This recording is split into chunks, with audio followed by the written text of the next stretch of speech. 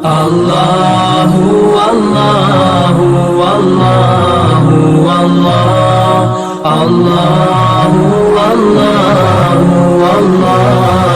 اللہ اشرح لي صدري ويسر لي أمري واحلل عقدة من لساني يفقهوا قولي أعوذ بالله من الشیطان الرجیم بسم اللہ الرحمن الرحیم۔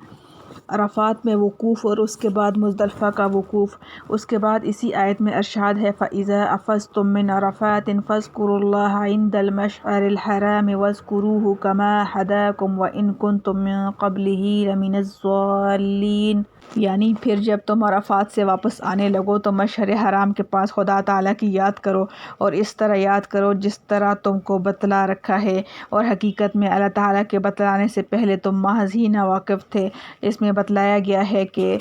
عرفات سے واپسی میں رات کو مزدلفہ میں قیام اور اس کا خاص ذکر واجب ہے۔ عرفات لفظاً جمع ہے اور ایک خاص میدان کا نام ہے جس کے حدود و اربع معروف و مشہور ہیں۔ یہ میدان حرم سے خارج واقع ہوا ہے۔ حجاج کو اس میں پہنچنا اور زوال آفتاب سے مغرب تک یہاں قیام کرنا حج کا اہم ترین فرض ہے جس کے فوت ہونے کا کوئی کفارہ اور فدیہ نہیں ہو سکتا۔ عرفات کو عرفات کہنے کی بہت سی وجوہ بتلائی کی جاتی ہیں۔ ان میں واضح یہ ہے کہ اس میدان میں انسان اپنے رب کی معرفت اور بذریعہ عبادت و ذکر اللہ تعالیٰ کا تقرب حاصل کرتا ہے، نیز مشرق و مغرب کے مسلمانوں کو آپس میں تعارف کا ایک موقع ملتا ہے۔ ارشاد قرآنی میں اس کی تاکید فرمائی ہے کہ عرفہ کے دن بعد مغرب عرفات سے واپس آتے ہوئے مشعر حرام کے پاس ٹھہرنا چاہیے۔ مشعر حرام ایک پہاڑ کا نام ہے جو مزدلفہ میں واقع ہے۔ مشعر کے معنی شعار اور علامت کے ہیں اور حرام بمعنی محترم و مقدس کے ہیں۔ معنی یہ ہیں کہ پہاڑ شعار اسلام کے اظہار کے لیے ایک مقدس مقام ہے۔ اس کے آس پاس کے میدان کو مزدلفہ کہتے ہیں۔ اس میدان میں رات گزارنا اور مغرب و عشاء دونوں نمازوں کو ایک وقت میں مزدلفہ میں پڑھنا واجب ہے۔ مشعر حرام کے پاس اللہ تعالیٰ کو یاد کرنا اگرچہ ہر طرح کے ذکر اللہ کو شامل ہے مگر خصوصیت سے دونوں نمازوں کو ایک وقت یعنی مغرب کو عشاء کے ساتھ ادا کرنا اس جگہ کی مخصوص عبادت ہے۔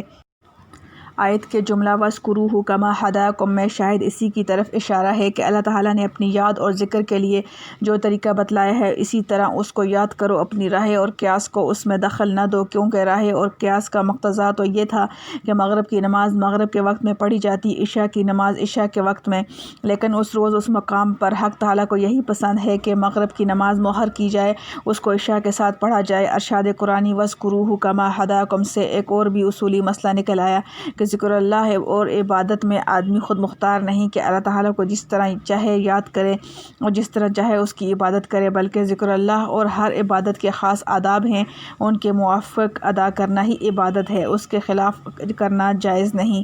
اور اس میں کمی بیشی یا مقدم یا مؤخر کرنا خواہ اس میں ذکر اللہ کی کچھ زیادتی بھی ہو وہ اللہ تعالیٰ کو پسند نہیں۔ نفلی عبادات اور صدقہ و خیرات وغیرہ میں جو لوگ بلا دلیل شرعی اپنی طرف سے کچھ خصوصیات اور اضافے کر لیتے ہیں اور ان کی پابندی کو ضروری سمجھ لیتے ہیں، حالانکہ اللہ اور اس کے رسول صلی اللہ علیہ وسلم نے اس کو ضروری قرار نہیں دیا، اور انہیں فعال کے نہ کرنے والوں کو خطاوار سمجھتے ہیں۔ اس آیت نے ان کی غلطی کو واضح کر دیا کہ وہ اہل جاہلیت کی سی عبادت ہے کہ اپنی رائے و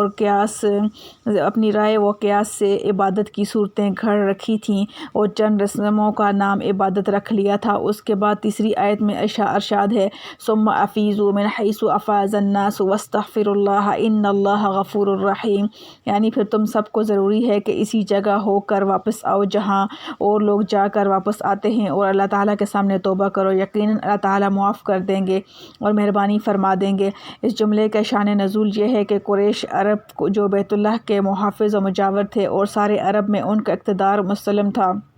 اور ان کی ایک ممتاز حیثیت تھی، زمانہ جاہلیت میں وہ اپنے امتیازی شان بنانے کے لیے یہ حرکت کرتے تھے اور سب لوگ تو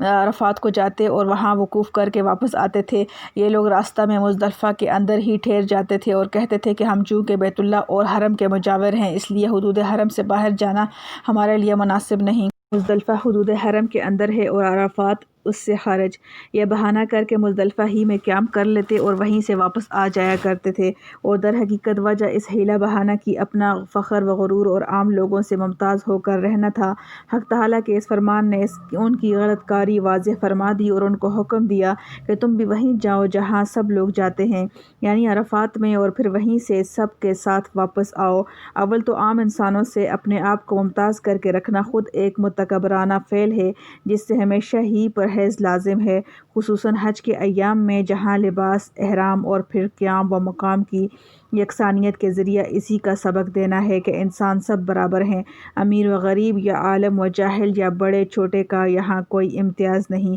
حالت احرام میں یہ امتیازی شان بنانا اور بھی زیادہ جرم ہے۔ الحمدللہ حمداً کثیراً طیباً مبارکاً فیہ کما یحب ربنا ویرضیٰ۔